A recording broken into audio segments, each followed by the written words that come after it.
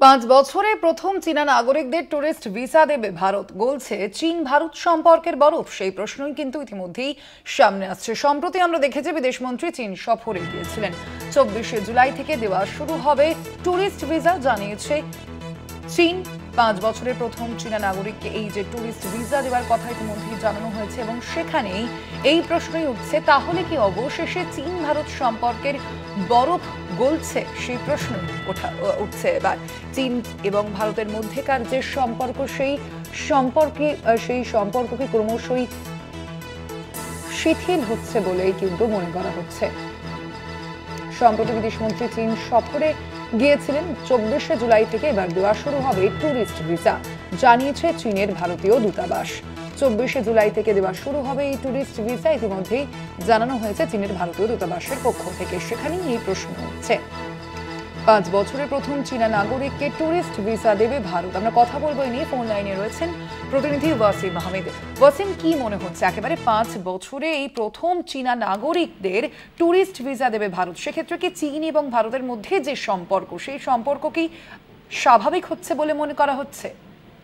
দেখো, প্রায় 5 বছর কিন্তু চীনা কোনো নাগরিক ভারতে আসতে পারতো না, কারণ কোনো টুরিস্ট ভিসা দেওয়া হতো না।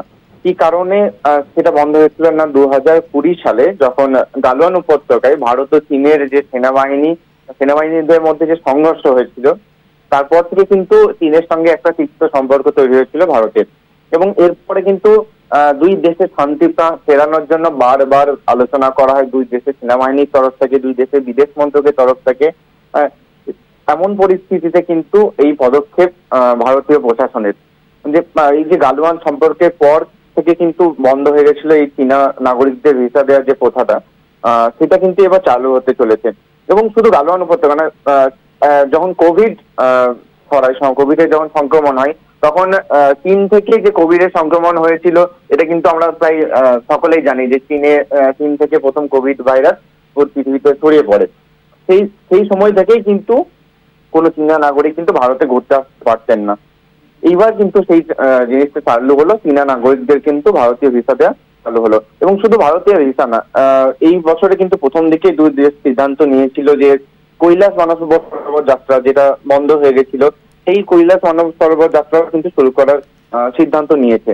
অর্থাৎ দুই দেশের মধ্যে যে তিক্ততার সম্পর্ক তৈরি হয়েছিল, তা কিন্তু আস্তে আস্তে সেই সম্পর্ককে গতি আনার চেষ্টা করছে দুই দেশ।